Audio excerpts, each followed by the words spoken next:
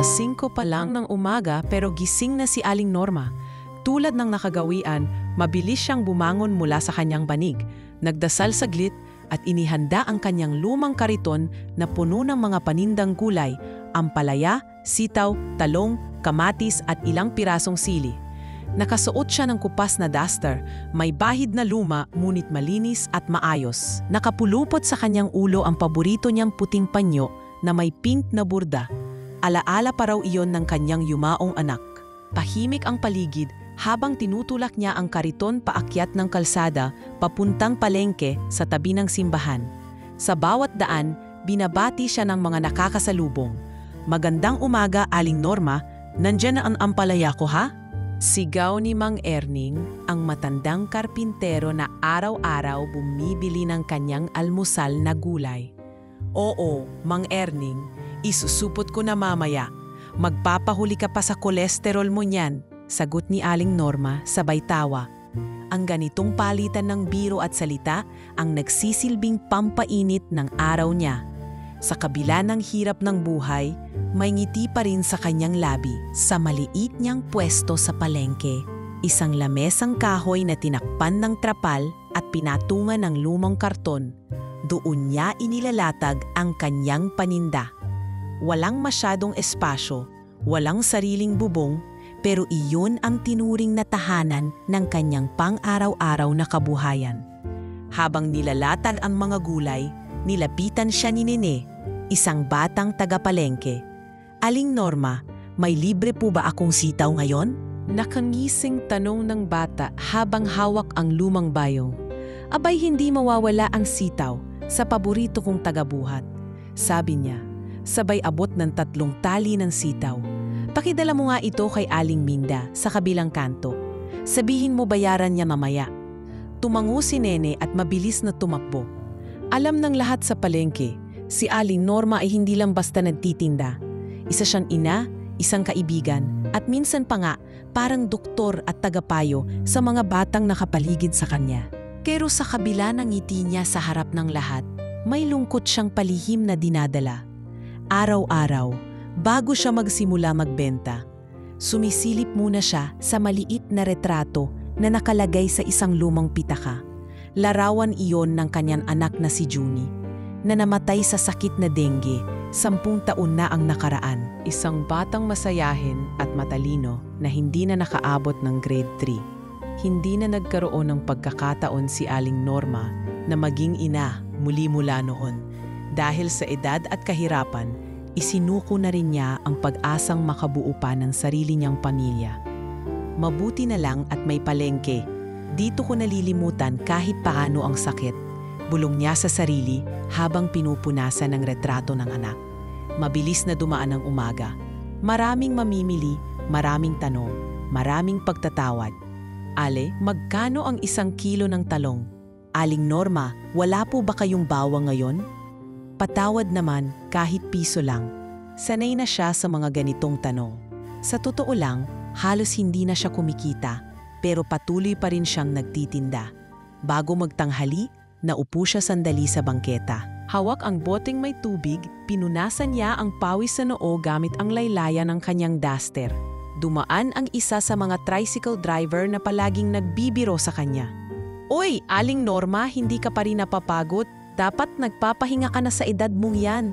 Baka ako pa makapagpahinga sa langit bago pa ako payagan ng katawan kong tumigil," sagot niyang may halakhat. Pero sa loob-loob ay ramdam niyang unti-unti nang manghihina ang kanyang mga tuhod. Maya-maya, may isang babae na nakasuot ng mamahaling blouse ang lumapit. "Ale, pwede bang bumili ng 3 kilong sitaw, 2 kilo ng ampalaya at 1 kilo ng kalabasa? Magluluto kasi ako para sa outreach namin sa Pasig." Inilagay ni Aling Norma sa sako ang mga hinihinging gulay at maayos na isunupot. "Salamat, Hiha. Tuloy lang kayo sa pagtulong. Masarap sa puso ang ganyang gawain." Pagkatapos ng pentahan, nang maubos na ang mga paninda, muli niyang niligpit ang mga gamit.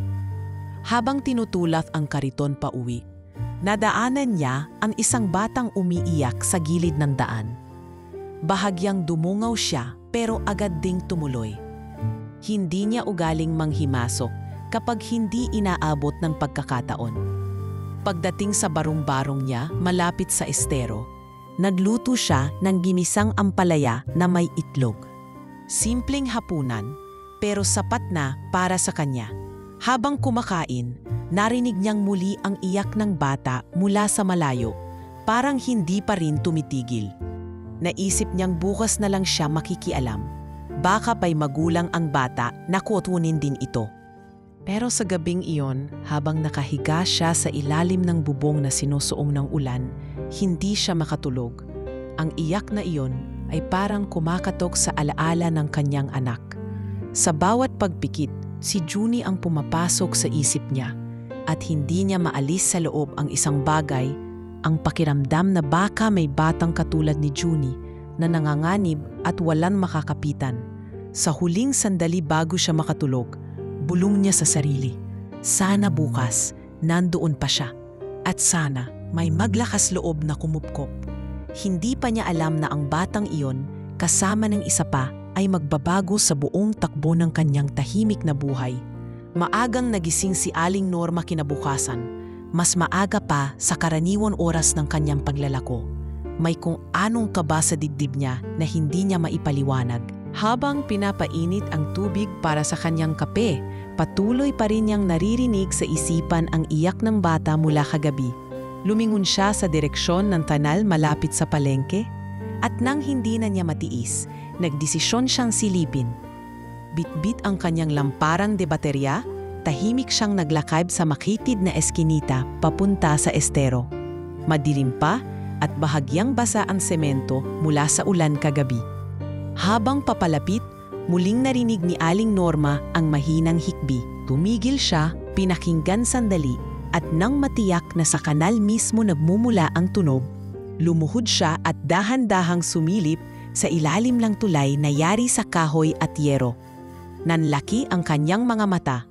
Sa isang sulok ng tuyong parte ng kanal, may dalawang batang nagkukubli sa ilalim ng sirang karton. Ang isa ay halatang lalaki, 7 taong gulang marahil, payat, may galos sa tuhod at may punit-punit na damit. Niyakap nito ang isang batang babae, mga 4 na taong gulang lamang, naputulog sa bisig ng kanyang kapatid. Walang saplot ang paa at mukhang ilang araw nang hindi naliligo. Hindi na nagdalawang isip si Aling Norma. Agad siyang lumapit. Iho, gising kayo, hindi kayo pwedeng manatili dito. Delikado, mahinang sabi niya. Nagising ang batang lalaki. Mabilis siyang umatras, hawak pa rin ng kapatid. Wag po kami sasaktan. Halos pasigaw nitong sabi, bakas ang takot sa tinig. Hindi iho, hindi kita sasaktan. Gusto ko lang kayong tulungan. Sagot ni Aling Norma habang iniabot ang kanyang kamay. Pero hindi gumalaw ang bata. Tahimik na umiyak habang iniipit sa dibdib ang kapatid. Ako si Aling Norma. May tindahan ako sa palengke. Hindi ko kayo papabayaan. Pangako ko yan. Dagdag pa ng Ale, sinikap niyang gawing malumanay ang boses. Sa ilang minutong katahimikan, biglang nagsalita ang bata. Ako po si Emil, siya po si Liza, kapatid ko po. Tumango si Norma, pilit na itinago ang pagluha. Emil, Liza, halina, doon muna kayo sa bahay ko. Malapit lang yon, may pagkain at malinis na kumot. Hindi kayo dapat dito.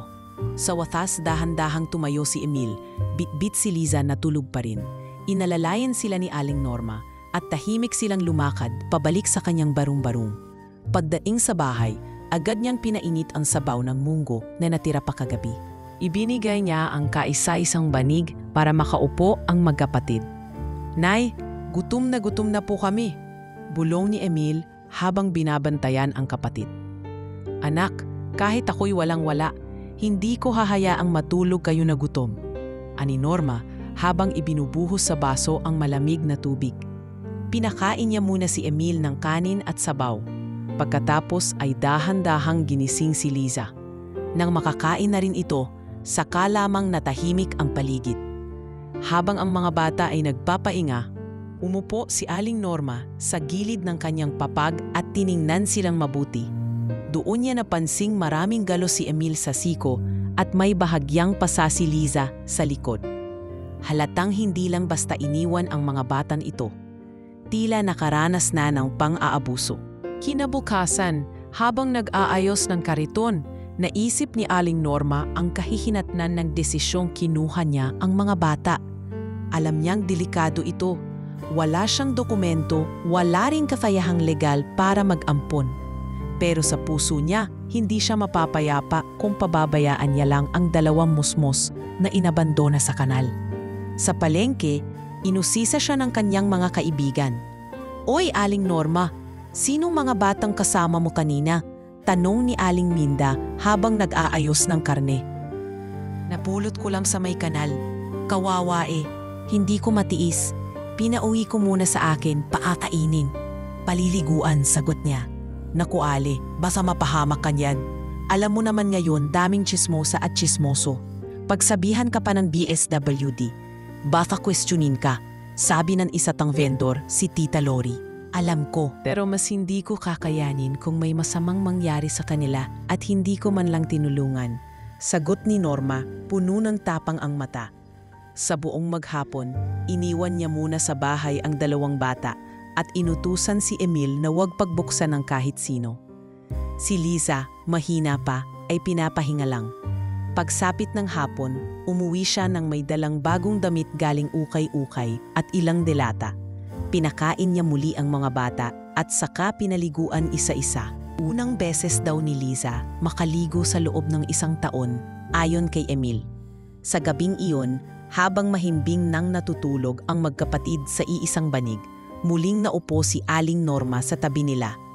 Pinagmasdan niya ang mukha ni Emil na kahit bata pa ay punong-puno na ng responsibilidad. Si Liza naman ay payapa na ang hininga. Hindi niya alam kung hanggang kailan niya sila kayang alagaan. Pero sa gabing iyon, alam niyang tama ang kanyang ginawa. "Junie, kung naririnig mo ako, sana matuwa ka. Nagiging ina uli ako kahit wala sa papel. Pero sa puso, totoo ito." Bulong ni Norma habang pinipigil ang luha. Mula sa madilim na kanal hanggang sa munting tahanan sa tabi ng palengke, nagsimula ang isang tahimik ngunit makapangyarihang pagbabago sa buhay ng 3 taong hindi pinagdugtong ng dugo, kundi ng kabutihang loob. Mula nang kinupkop ni Aling Norma sina Emil at Liza, naging 3 na ang bawat almusal sa umaga. Sa maliit na barong-barong na dati ay tahimik at malungkot, na yon ay may halakhak na, may tunog na ng maliliit na yapak, at may halimuyak ng bagong nilutong lugaw na may kaunting asin at tuyo. Wala mang masyadong ari-arian si Aling Norma, buo ang kanyang panata. Basta may kanin at sabaw, wanang bata ang matutulog ng gutom sa kanyang pamamahay. Ang kanyang barong-barong ay may 1 kwarto lamang. Sa loob, may 1 lamesa, 2 upuan at 1 lumang papag na gawa sa kawayan. 1 kurtina lang ang nagsisilbing tabing kapag kailangan bigyan ng konting pribadong espasyo si Liza. Dito na ring natutulog ang magkapatid, magkayakap sa iisang kumot na minana pa ni Norma mula sa kanyang ina. Kahit siksikan, walang reklamo. Ang mahalaga, ligtas sila. Isang umaga habang nakaupo si Emil sa harap ng bahay at binibilang ang mga dahon ng kamote, tinanong siya ni Norma. "Emil, marunong ka bang magbasa?" tanong ng Ale habang inilalatag ang mga gulay na galing palengke. "Konti lang po. Yung iba po natutunan ko sa mga signage sa kalye. Pero hindi po ako nakapasok sa school kahit kailan," sagot ng bata habang pinapahid ang uhog sa damit. "Ganun ba? Aba dapat matuto ka. Hindi pwedeng habang buhay ay umaasa sa awa ng iba," sagot ni Norma sabay abot ng lumang dyaryo. "Ayan o, yan ang A, yan ang B," turo niya habang binabasa ang mga headline kahit medyo mali-mali na ang Ingles at malabo na ang tinta. Tuwing hapon, habang si Liza ay natutulog, si Emil naman ay abala sa pagbabasa ng dyaryo kasama si Norma. Unti-unti, natutunan niya ang mga letra at kahit papano ay lumawak ang kanyang pangunawa sa mga salita. Sa bawat tamang pagbasa niya ng salita, pumapalakpak si Norma na parang nanalo sa raffle sa palengke. Sa kabilang banda, si Liza ay unti-unting gumaganda ang kalagayan. Nang makabawi na sa sakit at gutom, napansin ni Norma ang likas nitong pagiging masinop. Tuwing umaga, kusa itong nagwawalis sa harapan ng bahay at inaayos ang mga basket ng gulay sa kariton. Liza, anak, bakit mo ginagawa yan? Tanong ni Norma, minsang nakita niyang nag-aayos ito ng paninda. Kasi po gusto kong tulungan kayo. Ayoko pong umalis kayo sa amin. Mabait po kayo sa amin. Simpleng sagot ng bata. Napaluha si Norma sa narinig. Hindi niya inakala na sa kabila ng batang edad ni Liza, ganoon nakalalim ang pakiramdam nito. Hindi ko kayo iiwan, anak. Hindi habang buhay ay ako lang ang tutulong sa inyo. Balang araw, matututo rin kayong tumayo sa sarili niyong paa. Pero habang kaya ko, ako muna ang magiging nanay ninyo. Sabay yakap sa bata. Ang araw-araw na buhay nila ay naging routine. Gigising ng alas 5, maghahatid ng mga gulay sa palengke. Si Emil ay mananatili sa bahay para magbasa at magbantay kay Liza. At sa hapon ay muling magsasama-sama sa hapagkainan. Habang tumatagal, unti-unting napansin ng mga kapitbahay ang pagbuti ng lagay ng magkapatid. Hindi na sila mukhang marurungis, may konting ayos na ang buhok, may tsinelas na, at bihira na ang ubo at sipon. Isang gabi, habang nag-uusap sila sa hapag, tinanong ni Emil si Norma, "Nay, pwede po ba kaming tumagal dito sa inyo? Hindi po ba kayo mahihirapan? Anak, kung ang hirap ang batayan ng pagtanggap, wala na sanang natira sa mundo." Oo, mahirap ang buhay. Pero mas mahirap ang walang kasama. Mas mahirap ang walang pagmamahal. Kaya habang andito ako, may lugar kayo rito, sagot niya, habang pinupunasan ang bibig ni Liza. Minsang Sabado, habang naglilinis si Emil sa labas ng barong-barong, lumapit ang isang pulis. Nagtaka siya. Hindi naman sila sanay na lapitan ng mga pulis. "Oy, bata! Sino kasama mo rito? Saan ka nakatira?" Tanong ng pulis habang tinignan ang paligid. "Dito po ako nakatira kay Nanay Norma." "Kami po ni Liza. Kinuha po niya kami kasi wala na po kaming nanay at tatay," sagot ni Emil, diretso at walang alinlangan. Narinig ni Norma ang usapan at agad na lumapit. "Magandang umaga po, sir. Ako po si Norma. Ako na po ang nag-aalaga sa mga batang to. Pinulot ko po sila sa kanal. Wala pong magulang." "Kawawa po talaga. Wala rin pong dokumento," paliwanag niya. Tumango lang ang pulis. "Ingat lang kayo, Aling Norma. May mga tao sa barangay na mapanuri. Baka ipatawag kayo para sa investigasyon. Pero sa ngayon, salamat sa ginagawa ninyo." Matapos umalis ang pulis, tahimik na bumalik si Norma sa loob. Hindi niya pinahalata sa mga bata, pero kabado siya. Alam niyang hindi biro ang ginawa niya. Ngunit higit sa takot, nanaig ang kanyang paninindigan. Sa mga susunod na araw, lalong lumalim ang relasyon nilang tatlo, parang tunay na pamilya.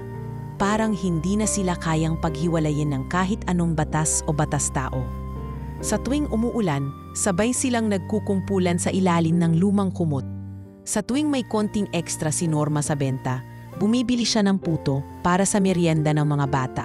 Sa gitna ng kahirapan at kakulangan, unti-unting naitatag ang pundasyon ng isang pamilya. Isang pamilyang walang papel na nagpapatunay pero may pusong kumikilala. Sa loob ng barong-barong na iyon, may pangakong namuo na sa kabila ng lahat, hindi nila bibitawan ang isa't isa. Mainit ang araw nang maisipan ni Aling Norma na sumama sa pila ng mga magulang sa barangay hall. May patalastas sa tapat ng health center, libreng pagpaparehistro sa mga bata para sa elementarya. Matagal na niyang pinaplano ito na mapasok sa eskwela si Emil at Liza upang magkaroon sila ng pagkakataong makaahon sa hirap. Ngunit may isang sagabal na hindi niya alam kung paano lulusutan. Wala ni isa sa kanilang birth certificate. Sa mahabang pila, habang pinapawisan sa ilalim ng sombrerong gawa sa banig, marahan siyang tumingin kay Emil at Liza na parehong nakaupo sa gilid ng waiting area. Tahimik ang mga bata, suot ang magkaparehong kulay kapeng tsinelas na binili niya sa bangketa at may mumunting bag na gawa sa lumang sako. Pagdating sa kanyang turno, tinawag siya ng matandang empleyada ng barangay. "Next, Aling Norma, dito po kayo." Lumapit siya agad, hawak ang 2 supot ng dokumentong pinagtagni-tagni. ipapasok ko po sana itong 2 bata sa elementarya. Ani niya, habang marahang tinutulak si Emil at Lisa sa harap. May birth certificate ba sila, Aling? Tanong ng empleyada. Wala po eh. Pinulot ko lang po sila sa kanal. Mahigit 1 buwan na ang nakalipas. Wala pong pamilya. Wala ring pangalan nung una. Pinangalanan ko na lang po sila para makilala. Napatingin ang empleyada sa kanya, tila nag-aalangan. Hindi po namin pwedeng tanggapin sa public school kung walang records. Baka masabit ang paaralan. Pasensya na po. Hindi na siya nagulat sa sagot, ngunit ramdam pa rin niya ang bigat nito. Mula sa likod niya ay biglang humawak si Liza sa laylayan ng kanyang palda. Nay, ayaw po ba nila kaming pumasok sa school? Tanong ng bata, bakas ang kaba. Ngunit bago pa man siya makasagot, biglang nagsalita ang isang lalaking nasa likod ng pila. Isa pala itong guro sa kalapit na eskwelahan.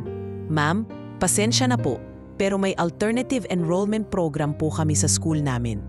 Para po sa mga batang nasa special case. Hindi sila agad maikakabit sa main class, pero pwede naming i-orient muna at bigyan ng mga bridging classes. Napalingon si Aling Norma at halos maiyak sa pasasalamat. Ay, salamat po talaga, sir. Kahit anong paraan basta makapasok sila. Lahat ng kailangan, kahit papano ay hahanapan ko ng paraan. Kinabukasan, isinama niya ang 2 bata sa eskwelahang tinukoy ng guro. Doon napag-alamang pwedeng gamitin ang apelyido ni Norma pansamantala. Kaya't ginamit ni Emil ang pangalang Emil R. de la Peña at si Liza naman ay Liza R. de la Peña. Noong unang linggo ng klase, nagsuot sila ng uniforme na hiniram pa sa anak ng kapitbahay. Kahit maluwang at may maliit na buta sa bulsa. Proud na proud si Emil habang naglalakad papunta sa gate ng paaralan. Liza, hawakan mo kamay ko. Dito ka sa kaliwa. Hindi pwedeng mawala ka sa akin, utos ni Emil. Opo kuya, sagot ni Lisa na may konting kaba pero may bakas ng tuwa sa mukha. Sa unang araw ng klase, agad na napansin ng mga guro ang likas na katalinuhan ni Emil. Kahit hindi pa marunong sumulat ng maayos, mabilis siyang makaunawa ng kwento, arithmetic at pagbasa. Ngunit kapalit nito, siya'y naging tampulan ng pukso. Yak, ang baho naman ni Emil, hindi marunong maligo, sigaw ng isang kaklase niya. Galing yan sa kanal, di ba? Baka may kuto pa yan, dagdag pa ng isa. Hindi niya pinatulan ang mga ito. Sa halip, umuwi siya ng tahimik at kinausap si Norma sa hapunan. Nay, okay lang po ba kung hindi ako magsalita masyado sa klase? Pinagtatawanan po ako eh, wika niya. Hinimas ni Norma ang ulo ng bata.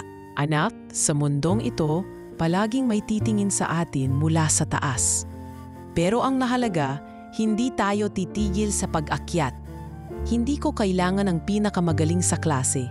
Kailangan ko lang ang pinakamatatag. At alam ko, ikaw yon. Kinabukasan, pumasok ulit si Emil. Mas tahimik na siya, pero mas pursigido sa pagsagot sa klase. Sa kabilang dako, si Lisa ay naging popular sa kanyang klase hindi dahil sa talino, kundi dahil sa kabaitan. Madalas siyang pinapaunahan ng guro sa pag-abot ng tsak sa pisara. Tuwing may spelling bee, siya ay laging kabilang sa top 3. Sa murang edad, tila balikas na sa kanya ang disiplina at dedikasyon.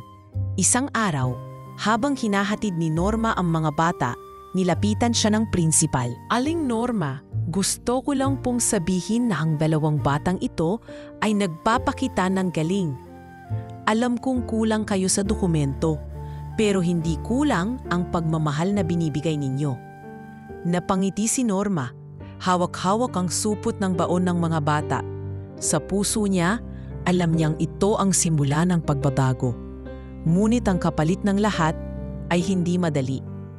Upang mapagpatuloy ang pag-aaral ng mga bata, nangutang siya sa tindera ng bigas para makabili ng school supplies.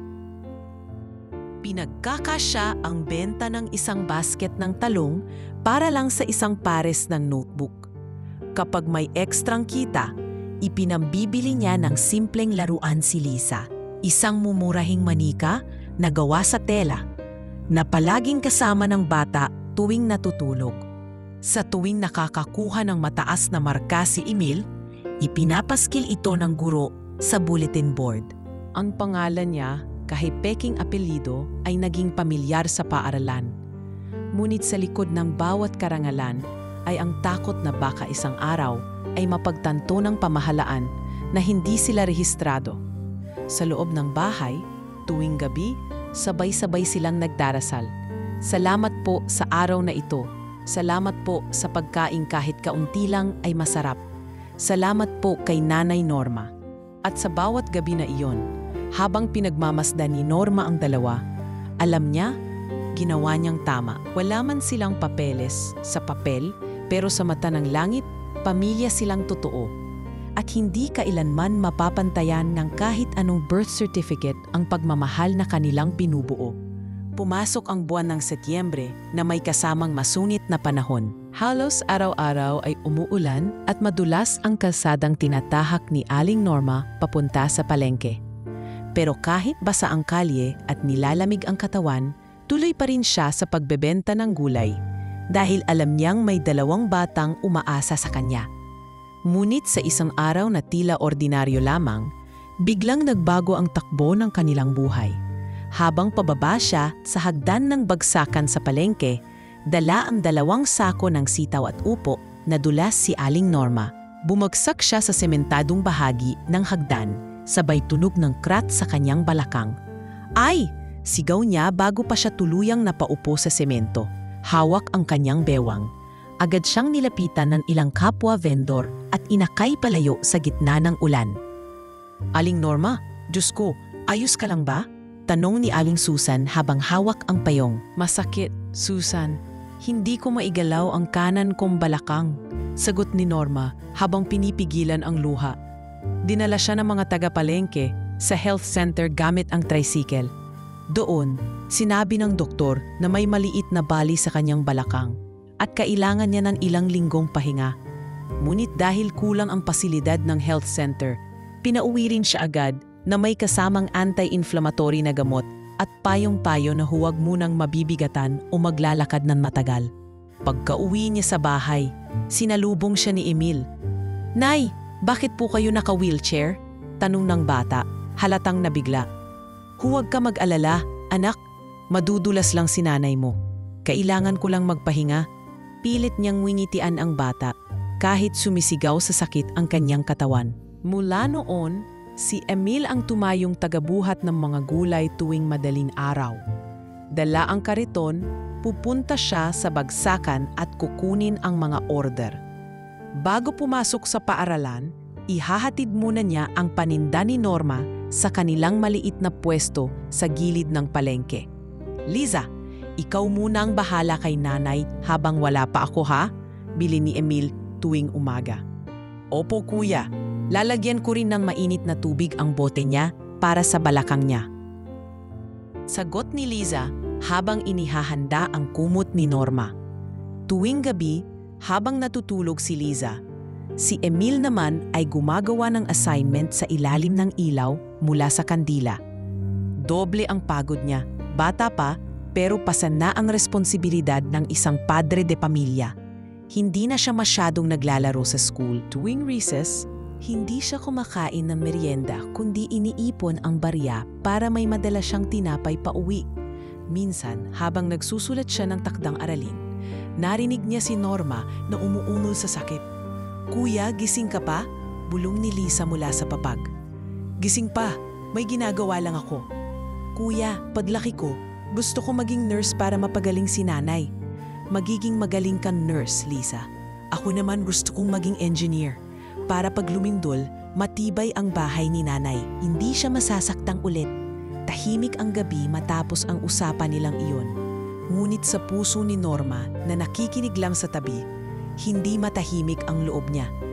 Hindi niya matanggap na si Emil, sa murang edad, ay nagbubuhat na ng trabaho para sa kanya. Hindi rin niya kayang pagmasdan si Liza na pinipilit maging mas matanda kaysa sa edad nito. Ngunit sa halip na panghinaan ng loob, nagpatuloy siya sa pagbangon kahit pilay pa rin.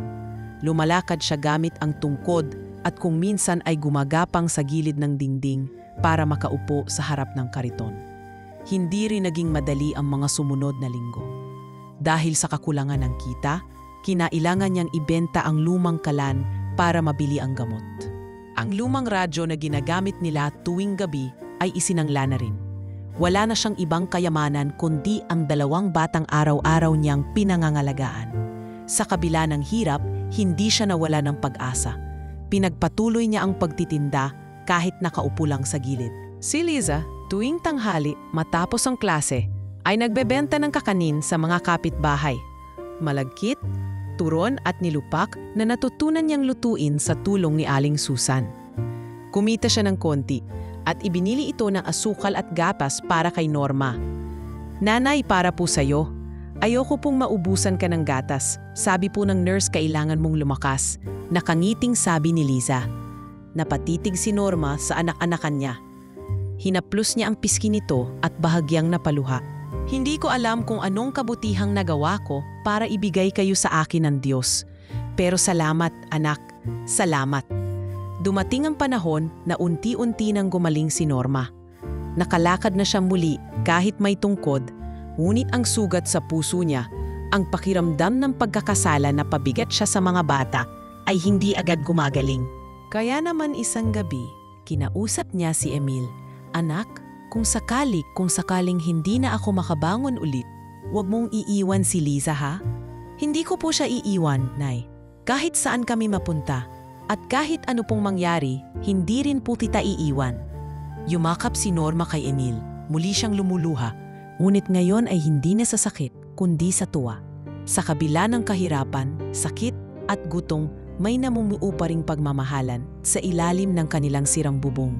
At sa bawat gabing dumaraan, isang panibagong pangakong nabubuo sa puso ni Emil, na darating ang araw, hindi na muling masasaktan si Nanay. Hindi na niya kailangang magbitbit ng sako, hindi na siya madudula sa palengke. At si Liza, hindi na magbebenta ng turon sa init ng araw. Kailangan lang nilang maghintay, magtiyaga at maniwala na sa kabila ng lahat, may liwanag na darating. Pagkalipas ng ilang buwan mula nang madula si Aling Norma sa palengke, unti-unti nang bumalik sa normal ang takbo ng kanilang buhay. Si Emil ay balik sa kanyang routine bilang estudyanteng sabay na nagtatrabaho at nag-aaral. Habang si Liza ay lalong tumatatag bilang batang may malasakit sa kapwa. Si Aling Norma naman, kahit may kaunting kirot pa rin sa balakang, ay patuloy na bumabangon araw-araw. Bit-bit ang kanyang kariton ng gulay at pag-asa. Ngunit sa ilalim ng maaliwalas na umaga, may banta palang unti-unting sumisingit sa kanilang tahimik na mundo.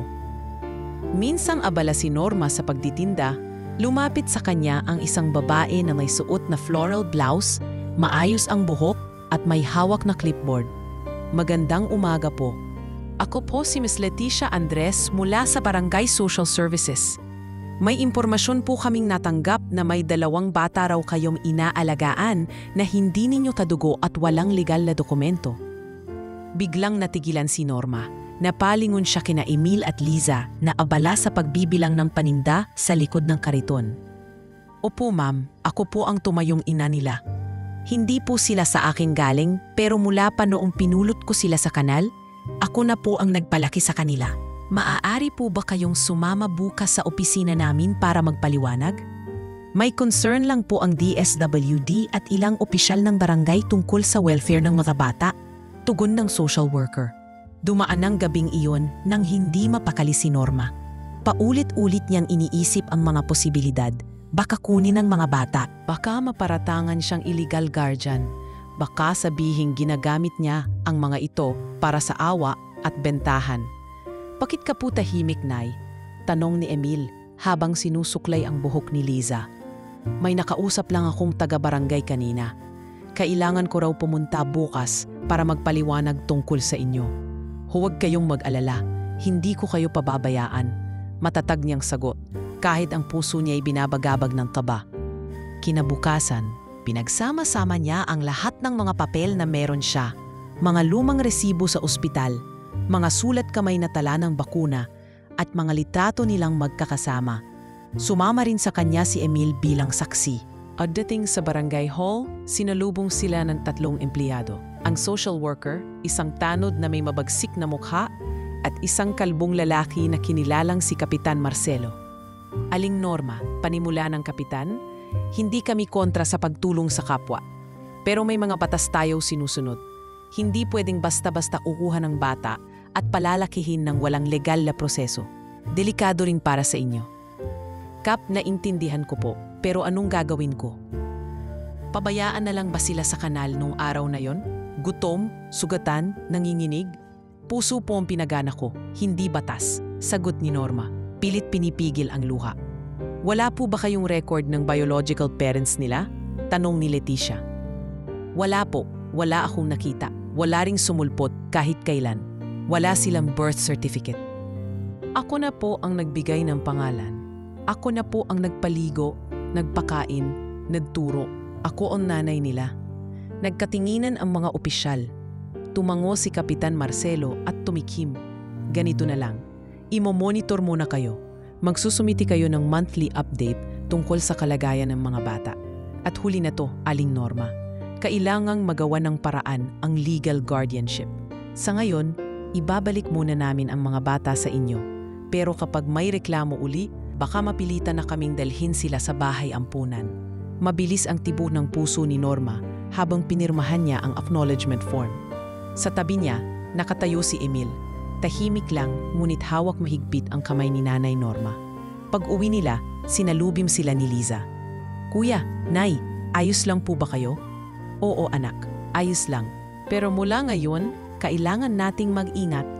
May mga matang nakatingin sa atin. Sagot ni Norma sabay yakap sa dalawa. Lumipas ang ilang linggo. Tuwing ikatlong Biyernes ng buwan, sumusulat si Emil ng simpleng report para sa barangay. Kalagayan sa eskwela, health update at litrato nila. Tinuruan siya ni Norma kung paano sumulat ng maayos. Dito lalo siyang gumaling sa pagsasalita at pagsusulat. Ngunit isang araw, habang inaayos nila ang kanilang paninda, muling may dumating sa kanilang barong-barong. Hindi opisyal, kundi isang babae sa labas ng kanilang komunidad. Excuse me, ako po si Cynthia, taga San Rafael. Nabalitaan ko po sa social media ang tungkol sa inyo. Totoo po bang kinupkup ninyo ang dalawang batang ito mula sa kanal? Napakunot noo si Norma. Paanong napunta sa social media? May nag-post po sa community page ng barangay. May picture pa po. Natuwa po ako kaya gusto ko sanang tumulong. Nag-alok si Cynthia ng kaunting grocery, mga notebook para sa mga bata, at ilang gamit pang eskwela. Noong una, nag-alinlangan si Norma, ngunit sa huli, tinanggap din ito. Minsan po kasi, may anak din akong iniwan. Hindi ko na siya nahanap. Kaya gusto ko rin pong tumulong sa ibang bata, ani Cynthia. Sabay abot ng sulat kay Liza. Pagkatapos ng insidente, mas naging maingat si Aling Norma. Bawal na ang basta-bastang pagkuha ng larawan. Hindi na rin siya palalabas ng detalye sa mga estanghero. Ngunit ang pinakamahalaga, lalong tumibay ang ugnayan nilang tatlo. Pinag-isang bisig sila ng mundong dati ay walang pake sa kanila. Ngayon, pinupuna nila ang kulang sa isa't isa. Hindi sa pamamagitan ng dugo o pirma, kundi sa pamamagitan ng araw-araw na pagpili. Ang piliin ng isa't isa kahit anong pagsubok pa ang dumaan. Nagpatuloy ang tahimik na buhay ni Aling Norma kasama sina Emil at Liza sa kabila ng banta mula sa barangay. Ngunit isang bagong pagbabago ang dumating sa kanilang buhay. Isang social worker na pinalitan si Leticia ang una nilang nakaharap. Iba ito, si Ma'am Dolores Javier, matapang magsalita at walang halong emosyon sa mukha. Bata pa, bagong graduate, at sabik daw ipatupad ang wastong proseso ng batas. Minsang nasa klase si Emil at si Liza ay nagtitinda ng kakanin sa tabi ng simbahan. Dumating si Dolores sa pwesto ni Aling Norma. Magandang hapon po. Kayo po si Ginoong Norma de la Peña? Opo, ako nga po. Kayo po, Ma'am Dolores Javier po. Na-assign po ako bilang bagong case handler ng mga batang nasa pangangalaga ninyo. May ilang bagay po tayong kailangan linawin. Nakatanggap po kasi kami ng ulat mula sa barangay na wala pa rin po kayong isinagawang legal petition para sa custody ng mga bata. Ako po ma'am, ginagawa ko naman lahat. Wala lang pong sapat na pera para kumuha ng abogado. Nagbibigay rin naman po kami ng monthly update. At, ma'am, Putol ng boses ni Dolores. Hindi po sapat ang sulat kamay ng bata at ilang litrato para sabihing legal ang guardianship. May proseso po. At kung hindi po ito masimulan sa loob ng 3 buwan, baka po kailangan naming kunin ang mga bata pansamantala para mailagay sila sa tamang institusyon. Para bang pinagsakluban ng langit at lupa si Norma sa narinig. Inagabihan, habang abala si Emil sa paggawa ng homework, nilapitan siya ni Norma. Anak, gusto ko lang malaman mo kung sakali bang may mangyari, kung kunin kayo, hindi dahil iniwang ko kayo. Kasi may mga tao, kahit alam mong tama ka, kaya ka pa ring tanggalan ng karapatan. Hindi po kami aalis, Nay. Hindi po ako papayag. Mariing tugon ni Emil, sabay hawak sa kamay ni Norma. Kinabukasan, nagdesisyon si Emil na gumawa ng paraan.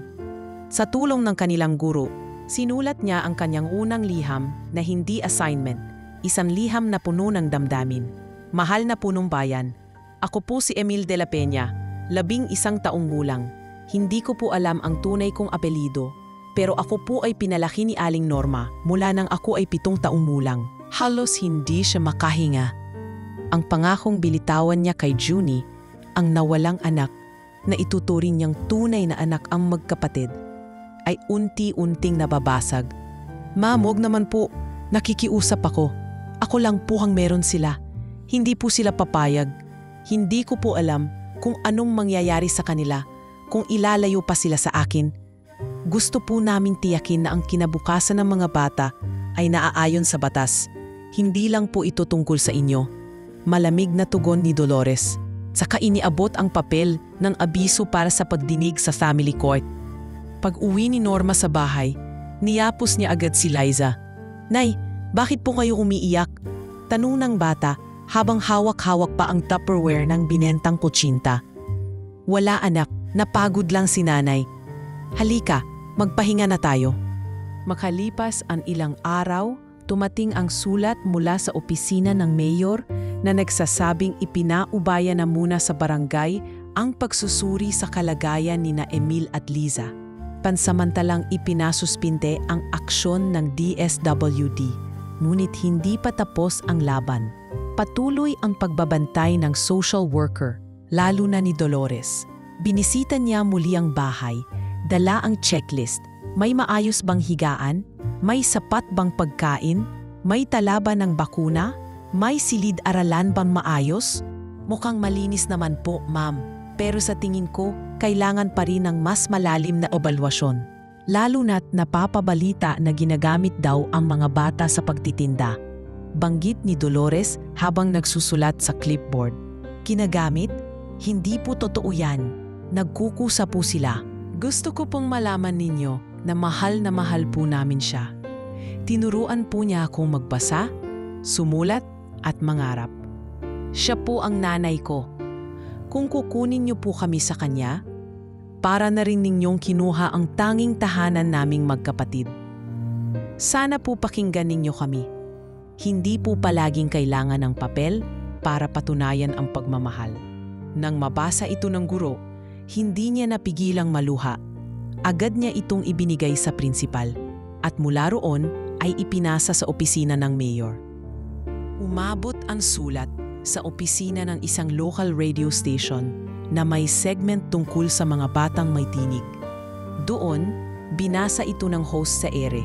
Sa kabila ng lahat, may mga batang nakikitang higit pa sa batas, ang puso ng isang ina, wika ng host bago mag-commercial.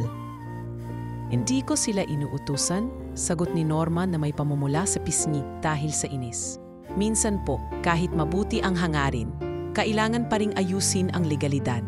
Pakiintindi na lang po. Ngunit hindi rin nagpatinag si Liza. Sa araw ng eskwela, siya naman ang gumawa ng sulat. Isang simpleng card na may mga guhit ng isang bahay, isang matandang babae, at 2 bata na may label na Pamilya Namin. Ipinakita niya ito sa guro at sinabing, Ma'am, kung kunin nila kami kay nanay, saan na po kami uuwi? Ilang araw pa ang lumipas at muli silang pinatawag sa barangay.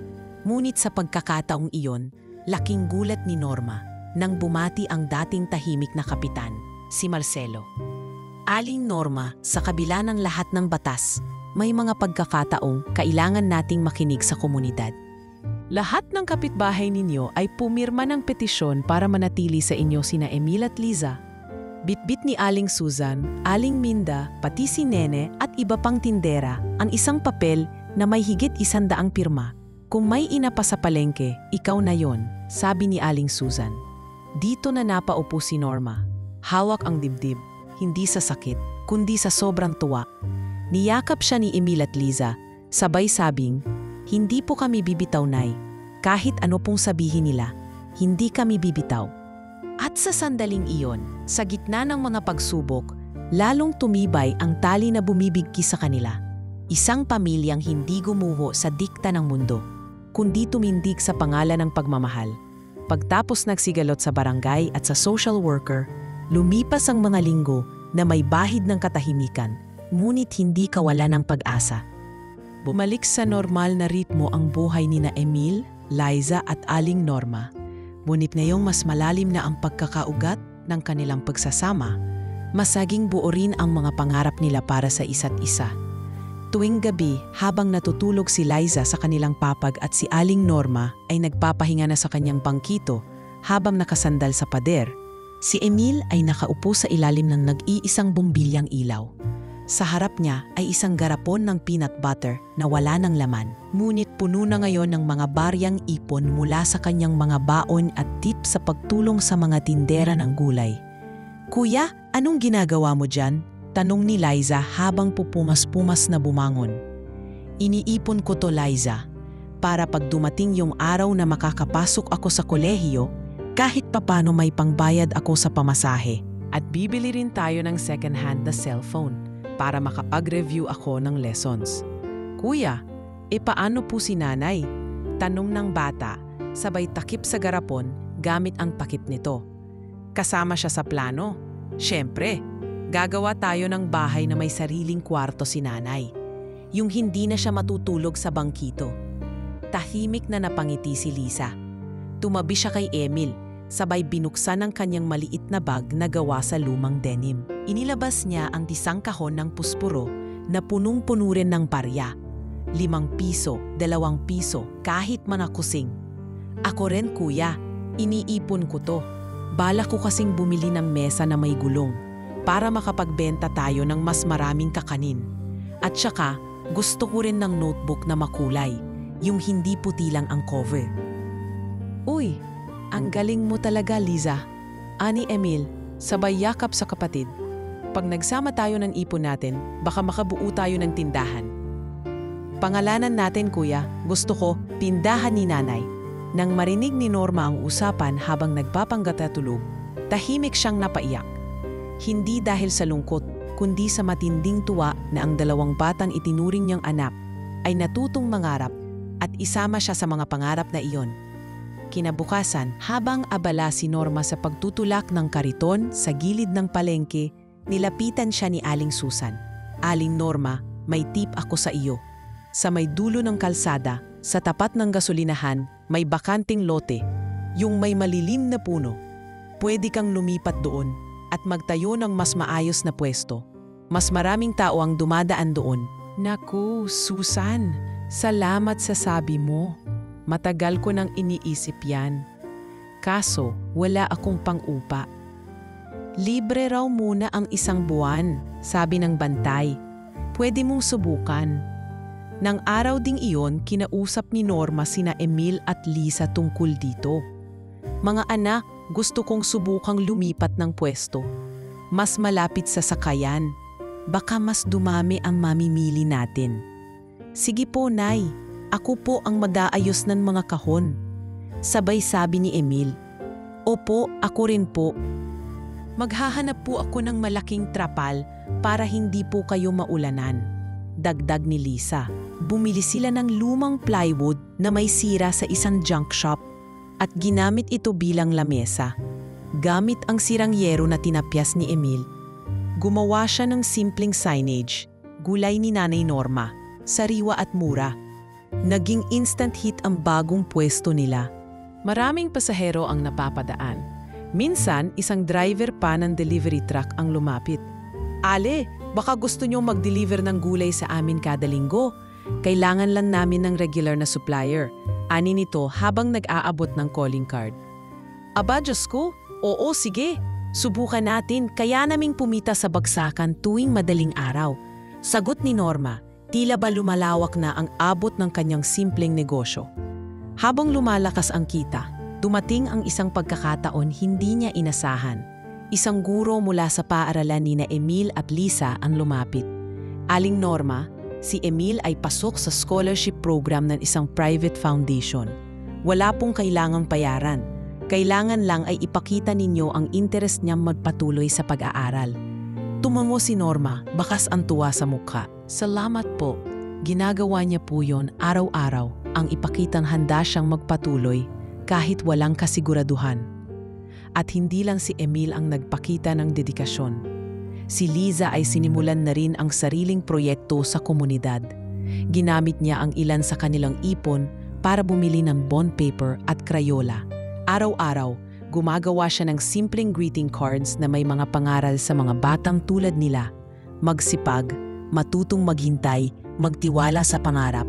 Ibinenta niya ito sa labas ng simbahan tuwing linggo at ang kinikita ay iniipon niyang muli. Nay, kapag dumami po to, gusto ko pong bumili ng mga lapis para ibigay sa mga batang walang gamit, ani Liza, habang hawak ang isang plastic envelope ng cards.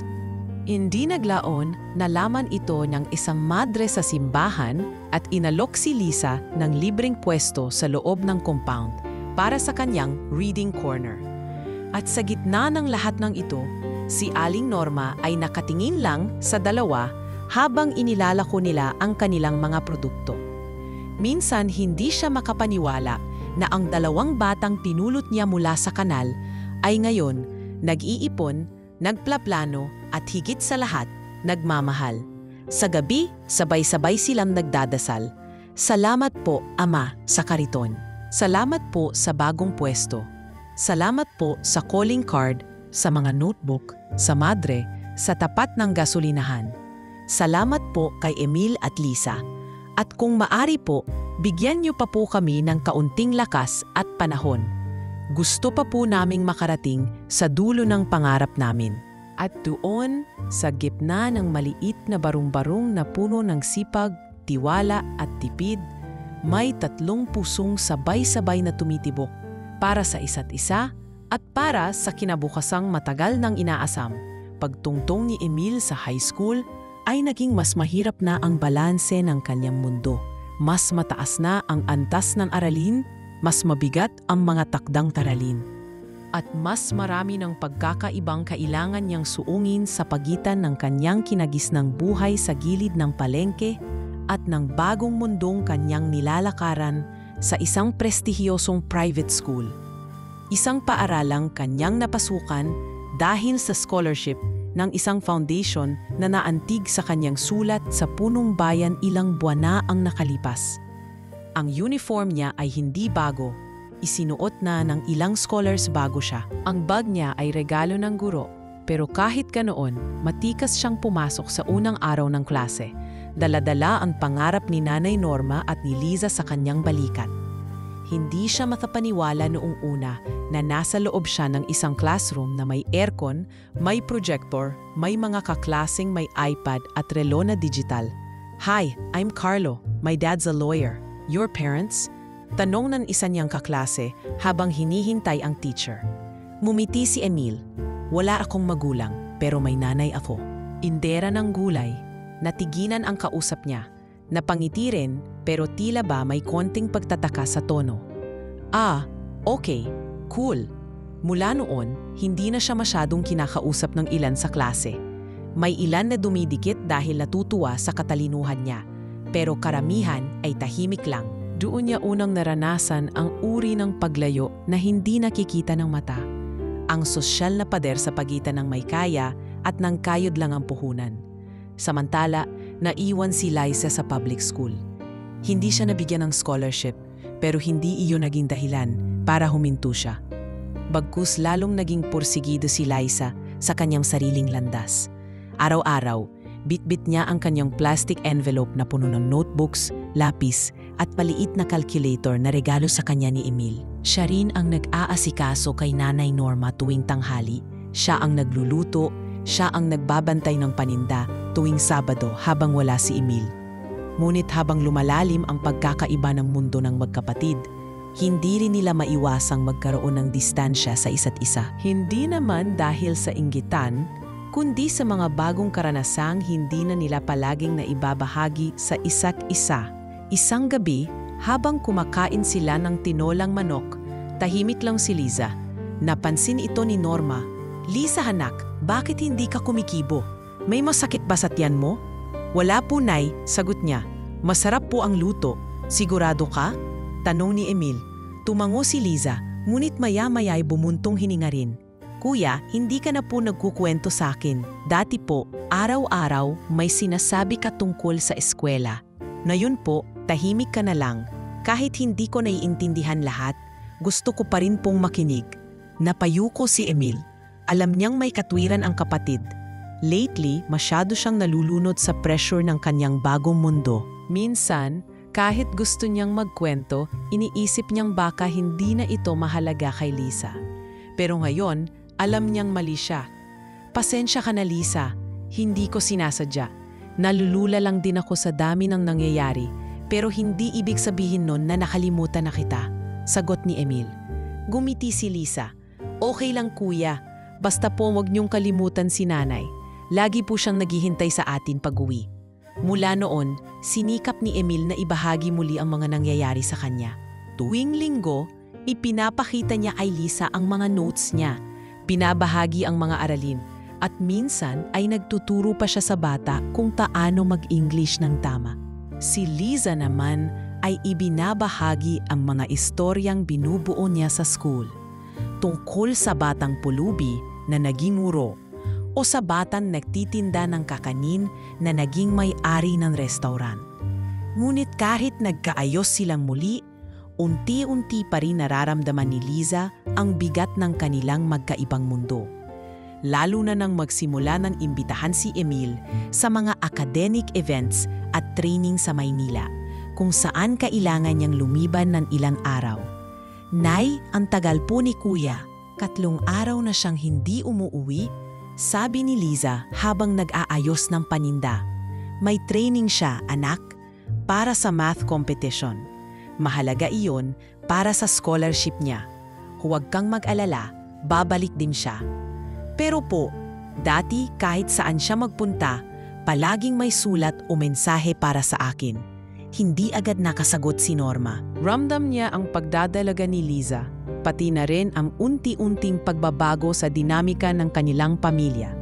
Alam niyang natural ang paglaki at pagkakaroon ng sariling mundo ng mga bata, ngunit hindi pa rin maiwasan ang kirot, ang kaunting lamat na dala ng mga bagong pangarap.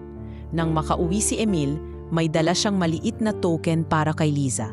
Isang ballpen na may pangalan ng university na pinupuntahan nila sa training. "Pasalubong ko sa'yo. Pasensya na at hindi ako nakapag-text. Walang signal sa dorm namin." Ngumiti si Liza, ngunit ang ngiting iyon ay may bahid ng pagtatanda, na unti-unti may mga araw na darating na hindi na sila palaging magkasama. Ngunit sa kabila ng pagbabago, nananatiling buo ang puso ni Aling Norma. Sa mga mata niya, si Emil at Liza ay 2 batang pinulot niya mula sa kadiliman, at ngayon ay kumikislap na sa kanya-kanyang direksyon. Hindi man sila magkasabay sa paglakad, naniniwala siyang pareho silang patungo sa iisang layunin, ang makapagtayo ng buhay na may dangal, pagmamahal at pagtanaw sa pinagmulan. At habang pinagmamasdan niya ang 2 batang abala sa kani-kanilang taktang aralin, naramdaman niyang ito ang tunay na sukli ng lahat ng sakripisyo niya. Hindi kayamanan, hindi parangal, kundi ang makita silang pareho pa ring nasa ilalim ng iisang bubong, kahit sa magkaibang landas nagsimula. Habang lumalalim ang taon, kasabay ng paglaki ni Emil ay ang lalong pagbilis ng pag-inog ng kanyang mundo. Nasa 2nd taon na siya sa high school at lalong humihigpit ang pangangailangan ng kanyang paaralan sa academics. Isa siya sa mga napiling isali sa Regional Science Fair, Isang karangalang hindi niya inaasahan, ngunit buong puso niyang tinanggap. Ang proyekto niya ay isang simpleng device na may sensors para masukat ang tamang timbang ng gulay at prutas sa palengke. Isang ideya na hango sa araw-araw nilang buhay ni Nanay Norma. Hindi ito mamahaling imbensyon, pero makakatulong ito para maiwasan ang panloloko sa timbangan, isang bagay na matagal nang kinaiinisan ng mga maliliit na tindera. "Kuya, paano gumagana yan?" tanong ni Liza, isang gabi habang ina-assemble ni Emil ang prototype gamit ang mga recycled wires, lumang cellphone parts at kahoy na base. Ganito yan. Kapag inilagay yung gulay sa ibabaw, magsisignal ito kung kulang ang timbang para hindi na maloko si nanay. At yung ibang tulad niya may laban na sa palengke. "Ang galing mo naman, kuya, parang robot." Ngumiti si Emil. Robot na galing sa junk shop, biro niya. Dumating ang araw ng science fair at sinamahan siya ni Nanay Norma at Liza. Suot ang kanilang pinakamagandang damit na hiniram pa kay Aling Susan. Tumayo sila sa likod ni Emil habang pinapaliwanag niya sa mga hurado ang gamit ng kanyang imbensyon. Hindi man high-tech, nakuha nito ang atensyon ng mga guro at bisita dahil sa praktikal nitong layunin at sa likod nitong kwento. "Bata, saan mo naisip to?" tanong ng isang hurado na propesor sa isang universidad. "Sir, galing po kasi kami sa palengke. Madalas pong maloko si nanay sa timbang. 1 kilo raw pero kulang pala. Kaya po naisip ko, baka pwede pong gumawa ng paraan para makaiwas doon." Mahinahong sagot ni Emil. Matapos ang pagtatanghal, pinuri siya ng mga dumalo. Ilang linggo pa ang lumipas, nalaman niyang nanalo siya ng 3rd place at magkakaroon ng pagkakataong ma-feature sa lokal na dyaryo.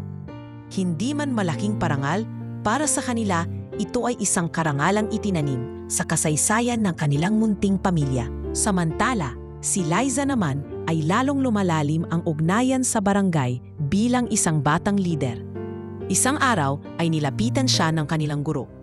"Liza, may project ang barangay para sa mga batang hindi marunong magmasa. Gusto ka sanang imbitahan ni Kapitan para maging volunteer." Nagulat si Liza. "Ako po? Pero hindi pa po ako ganong kagaling magturo." Hindi kailangang perpekto. Ang mahalaga, marunong kang makinig at may puso kang magturo. Pumayag si Liza. Tuwing Sabado ng umaga, tumutulong siya sa Barangay Reading Center para sa mga batang 4 hanggang 6 na taong gulang. Ginagamit niya ang lumang chart na gawa sa kartolina, mga donated na aklat, at mga flashcards na siya mismo ang gumawa gamit ang colored paper at lumang krayola. A para sa aso, B para sa bola, C para sa cat. Sabay-sabay na sagot ng mga bata. Sa bawat ngiti ng mga batang naturuan niyang bumasa, napapalitan ang kanyang hiya ng kumpiyansa. At sa bawat kwento niyang binabasa sa kanila, para rin siyang bumabalik sa sariling kabataan. Isang batang dating hindi marunong bumasa, ngunit minulat ng isang tindera ng gulay sa kahalagahan ng kaalaman. Isang araw, habang pauwi si Liza galing sa reading center, nadaanan niya ang isang batang babae na umiiyak sa gilid ng simbahan. Lumapit siya agad. "Bakit ka umiiyak?" "Nawala po yung tinda kong banana Q. Pinagalitan po ako ni ate." Hindi siya nag-atubiling ilabas ang 5 pisong natira sa baon niya. Inabot niya ito sa bata. "O, bumili ka ulit ng saging. Sabihin mo sa ate mo, hindi mo sinasadya. Pero kailangan mong bantayan na mabuti yung paninda niyo, ha?" Napangiti ang bata at niyakap si Liza bago timakbo pabalik sa bangketa. Nang makauwi siya, nakatayo sa may pintuan si Emil, may dalang balita. "Liza, may surprise oh!" "Ano yun?" "Na-feature yung invention ko sa social media page ng university. May nag-comment na engineer at gusto akong bigyan ng mentorship. Hindi ko alam kung paano, pero baka may chance akong makapag-college sa Maynila." Napatakbo si Liza at niyakap si Emil. "Proud ako sa iyo, kuya. Pero wag mo akong kakalimutan kapag big time ka na, ha?" "Hindi ko kayang kalimutan ang batang unang naniwala sa akin," sagot ni Emil. Nang gabing iyon, habang kumakain sila ng sinigang na bangus, nagtanong si Nanay Norma, "Ano na nga uli ang mga pangarap nyo?" "Engineer ako, Nay. Magtatayo ako ng mga infrastrukturang hindi nakakaloko ng maliliit na tao." Sagot ni Emil. Ako naman, Nay, magtatayo ako ng library para sa mga batang hindi kaya bumili ng aklat. At hindi lang yon, gusto ko ring maging teacher. Kayo, Nay, ano pong pangarap nyo? Tahimik si Norma sandali. Tumingin siya sa dalawa. Ang pangarap ko ay matupad ang pangarap ninyo. At doon sa gitna ng mumurahing mesa, ng lumang kurtinang amoy mantika at ng bombilyang kumikislap dahil sa lumuluwag na saksakan, may liwanag na tumitibok sa gitna ng kanilang tahanan.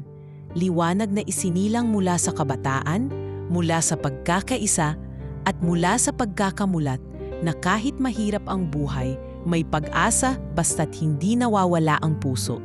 Lumipas ang mga taon na tila isang mabilis na hangin lamang sa buhay ni Emil, Liza at Aling Norma. At sa bawat taon na dumarating, mas lalong nagiging malalim ang kanilang pagsusumikap at pananabik sa hinaharap. Sa wakas, dumating na ang pinakaarabangang sandali, ang pagtatapos ni Emil sa senior high school. Hindi ito ordinaryong graduation. Sa entablado ng isang prestihiyosong private school, nakasuot si Emil ng lumang toga na pinatahi pa sa tulong ng gurong nag-sponsor sa kanya.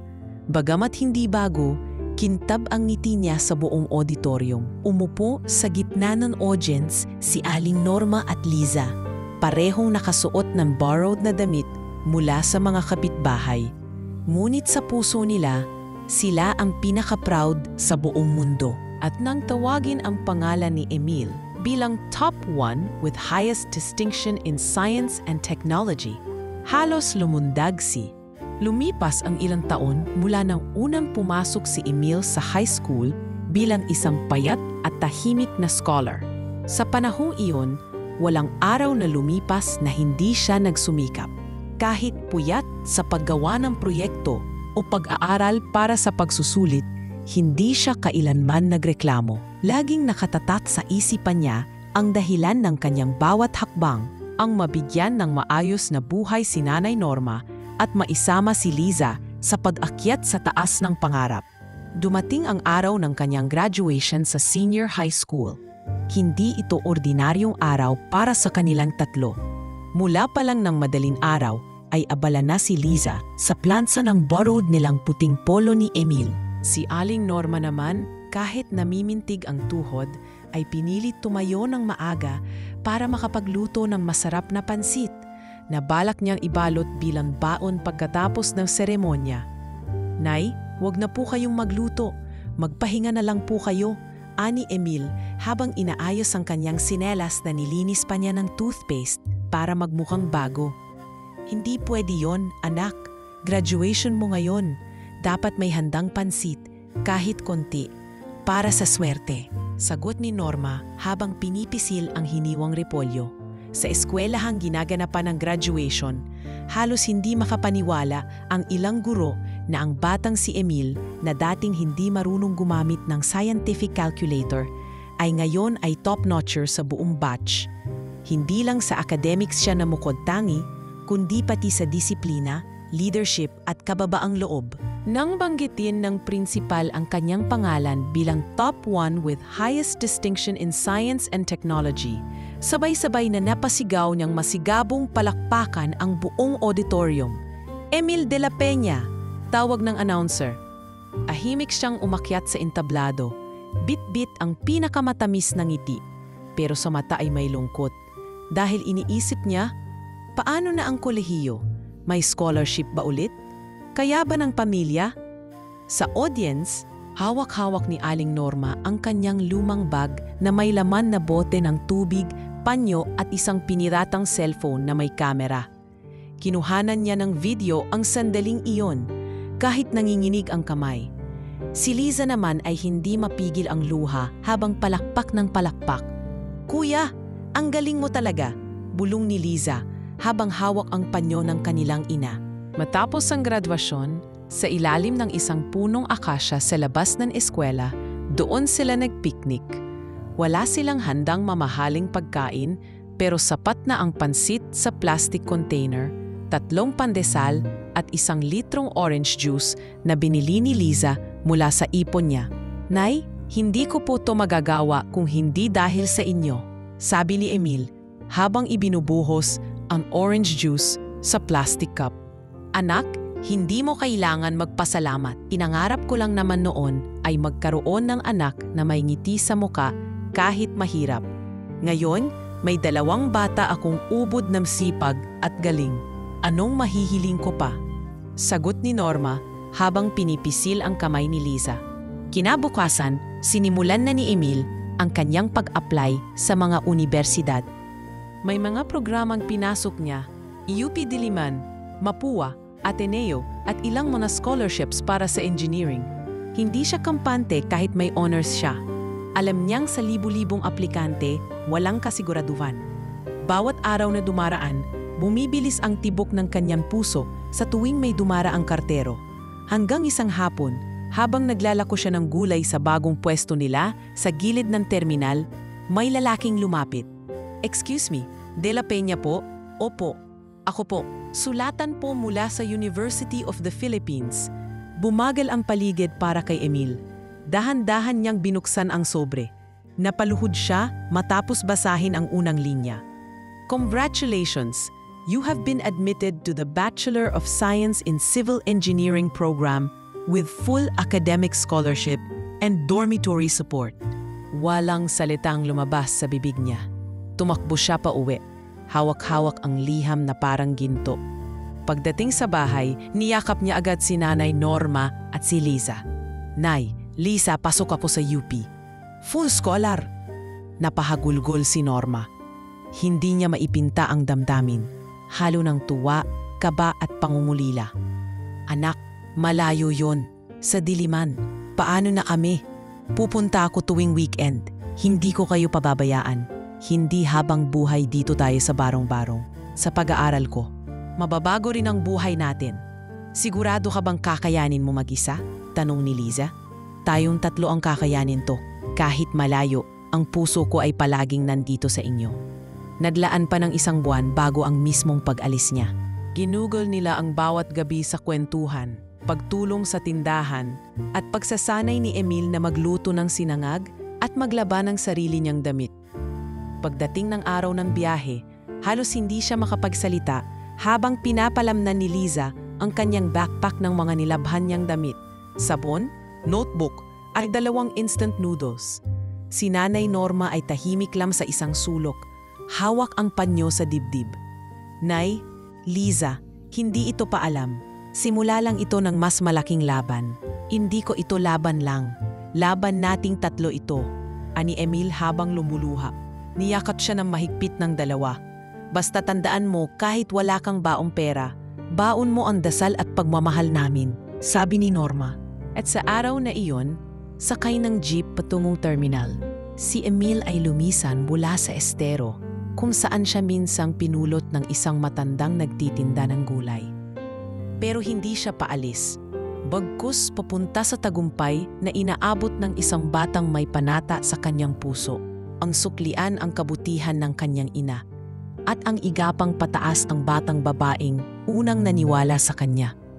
Sa unang pagkakataon sa buong buhay niya, si Emil ay nakalakad sa loob ng isang malaking unibersidad kung saan ang bawat sulok ay puno ng posibilidad. Mga gusaling may aircon, library na may libu-libong aklat, at mga estudyanteng may kani-kaniyang laptop, headphones, at ambisyong tila hindi na kailangang ipaglaban. Sa una, manliit siya. Nakasuot siya ng luma ngunit maayos na polo, bitbit ang bag na may mga tawid ng tahi sa gilid, at sapatos na nilagyan pa ng pandikit sa punit sa swelas. Pero pinili niyang wag umalis. Pinili niyang manatili dahil hindi lang siya para sa sarili niya nandito. Nandito siya dala ang ngalan ni Liza at ni Nanay Norma. Habang si Emil ay nagsisimula ng kanyang buhay sa Maynila, hindi rin nagpahuli si Liza. Sa halip na umasa sa scholarship na hindi dumarating, nagdesisyon siyang ipagpatuloy ang kanyang pag-aaral sa Polytechnic University of the Philippines, isang unibersidad na abot-kaya ngunit matindi ang kompetisyon. Pinili niya ang kursong entrepreneurship, hindi dahil ito ang pinakasikat, kundi dahil sa simpleng pangarap.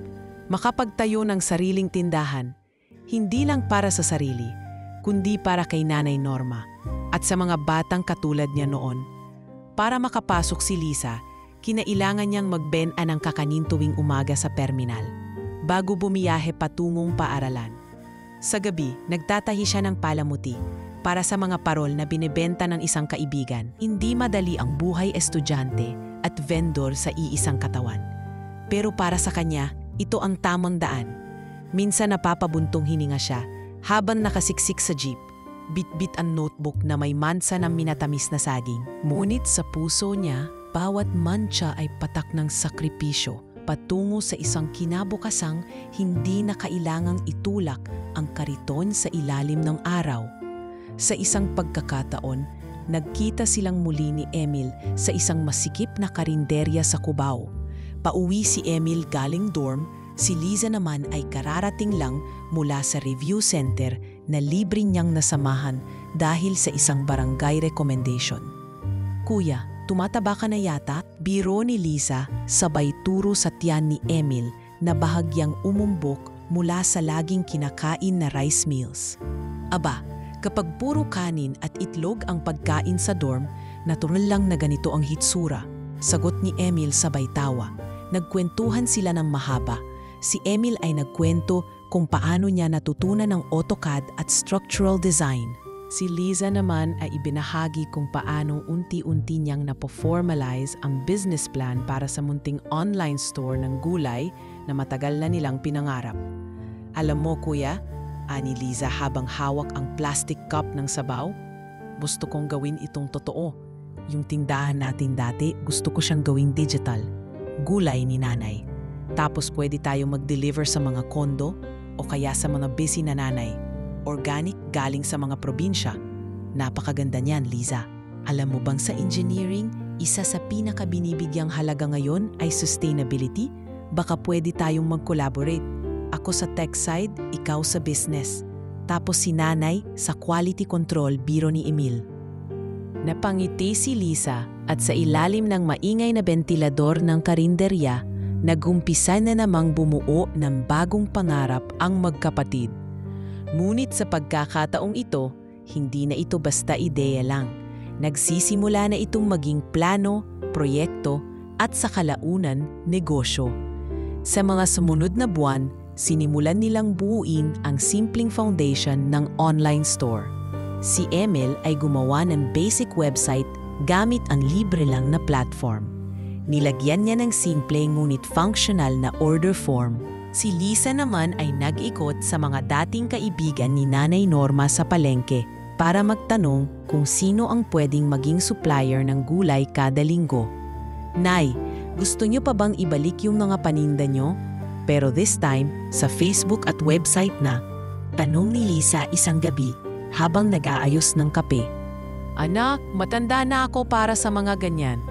Pero kung sa tingin niyo ay may halaga pa ang mga alam ko sa bulay, edi bakit hindi? Sagot ni Norma, sabay tawa. Importante po ang lasa at tamang timbang, Nay. Kaya po kayo ang Chief of Quality. Sabay sabing may badge pa si Emil na nilikha gamit ang papel at colored pen. Nagsimula silang tumanggap ng paunang order. Sa una, 5 lang, karamihan ay mga guro at kakilala ni Liza. Sa ikalawang linggo, naging 15. Sa ikatlong linggo, bigla na lang silang binanggit sa isang Facebook group para sa mga plant-based families sa Metro Manila. At doon nagsimulang humugos ang mensahe. Pwedeng magpa-subscribe ng Gulay Weekly? May pakete ba kayo para sa single moms? May available ba kayong kangkong bukas? Hindi makapaniwala si Liza nang umabyot sa mahigit 100 order ang dumating sa loob ng 2 araw. Muntik na siyang mawalan ng hininga, pero sa tulong ni Emil at ng ilang kaklaseng tumulong sa logistics, na proseso nila ang karamihan. Kuya, hindi ko alam kung matatawa ako o maiiyak, ani Liza habang naghihiwa ng ampalaya sa kusina ni nanay. Ganyan talaga pag sinimulan mo nang abutin ang pinangarap mo. Akala mo dati panaginip lang. Ngayon, nasa harap mo na. Tahimik na lumapit si Nanay Norma at niyakap silang dalawa. Kung alam lang ng kanal kung saan ko kayo pinulot, kung gaano nyo nabago ang buhay ko, Sana makasigaw ako sa buong mundo na hindi ko kayo pinalaki para yumaman, kundi para magmahal ng totoo. Sa gabing iyon, habang nagbabalot sila ng gulay sa eco bags, tumatak ang isang simpleng ideya sa puso nilang tatlo. Ang tagumpay ay hindi agad-agad dumarating. Pero kapag sinamahan ng tiyaga, pagmamalasakit at paniniwala sa bawat isa, walang imposible. At ito pa lang ang simula. 2 dekada na ang lumipas mula ng unang araw na narinig ni Aling Norma ang mahihinang iyak mula sa kanal. Sa puntong ito ng kanilang buhay, hindi na siya nagtitinda ng gulay sa kanto. Sa halip, nasa isang maliit ngunit maayos na bahay na sila, naninirahan sa isang tahimik na subdivision na malapit sa lungsod. Isang bahay na itinayo mula sa sipag at tagumpay ng 2 batang minsan ay pinulot lang niya sa basurahan ng lipunan. Si Emil, ngayon ay ganap ng civil engineer. Nagtatrabaho sa isang kilalang kumpanya sa Makati, ngunit kalahati ng kanyang oras ay inilaan niya sa personal na advocacy projects, mga footbridge at solar-powered shelters para sa mga komunidad sa ilalim ng tulay. Si Liza naman, CEO ng gulay ni Nanay na ngayon may mahigit 50 empleyado online platform at regular na supply chain mula Benguet hanggang Batangas. Kapwa sila abala sa kani-kanilang larangan, ngunit hindi sila nakakalimot dahil sa paparating na ika-20 anibersaryo mula nang matuklasan sila ni Aling Norma sa kanal. Nagplano sina Emil at Liza ng isang simpleng paggunita, hindi para sa publiko, kundi para sa kanilang tatlo lamang. Nais nilang balikan ang lugar kung saan unang nagtugma ang kanilang mga landas. Kuya, sigurado ka bang makikita pa natin yon? Baka may nakatayo ng building sa ibabaw, tanong ni Liza habang nilalagay sa bag ang lumang larawan nila ni Emil noong mga bata pa. Kung may building na, lalapitan natin ang guard. Tatanungin natin kung pwedeng makapasok sandali. Hindi ito basta lugar lang, Liza. Diyan tayo ipinanganak bilang pamilya, sagot ni Emil. Sumama sa kanila si Aling Norma, bagamat mabagal na ang lakad, may hawak-hawak na tungkod at kailangan ng suporta ni Liza habang paakyat sa overpass. Hay nako, ang mga tuhod ko parang sinasayaw ng hangin. Pero sige, sama ako. Hindi ako papayag na wala ako sa paggunita sa lugar kung saan kayo bumaba mula sa langit. Biro niya, sabay tawa. Pagdating nila sa dating kanal, halos hindi na nila ito makilala. May mga bagong gusali, bagong tulay at malinis na ang paligid. Pero sa isang sulok, sa tabi ng isang lumang poste, naroon pa rin ang butas sa kung saan 2 batang gutom, marumi at sugatan ang pinulot ni Aling Norma. 2 dekada na ang nakalilipas. Dito yon, Nay, sabi ni Emil habang tumigil sa mismong gilid ng kanal. Tahimik si Aling Norma. Hindi siya nakapagsalita agad. Hinawakan niya ang balikat ni Liza at ni Emil. Tiningnan niya ang pader na may bakas pa ng lumang graffiti. Dito ko kayo unang nakita. Akala ko noon, ang mundo ko ay magtatapos sa tapat ng kariton ko. Pero nang araw na yun, para akong binigyan ng Diyos ng panibagong buhay. Hindi bilang tindera, kundi bilang ina. Mahina niyang sabi, may naninilid na luha sa kanyang mata. Salamat, Nay, tugon ni Liza, habang yakap ang ina. Kung hindi dahil sa inyo, baka wala kaming direksyon ngayon. Baka kami pa rin ang mga batang nasa lansangan. Hindi lang ako ang may utang na loob. Kayo rin, dagdag ni Emil. Dahil noong mga panahong halos mawalan na ako ng tiwala sa sarili, kayo ang nagsabing kaya ko. Kayo ang dahilan kung bakit ako nagtapos. Kung bakit may saysay ang bawat proyekto kong ginagawa ngayon. Tahimik silang naupo sa gilid ng kanal. May dalang 3 kandila si Liza. At isa-isang isinindi iyon para sa mga taong katulad nila. Mga batang inabandona, mga batang tinanggihan ng lipunan, at mga taong may pusong handang tumanggap. Para sa mga batang gaya natin, Emil, ani Liza, habang inilalagay ang unang kandila sa tabi ng poste. Para sa mga tulad ni Nanay, na kahit walang dugot papel, naging tunay na pamilya.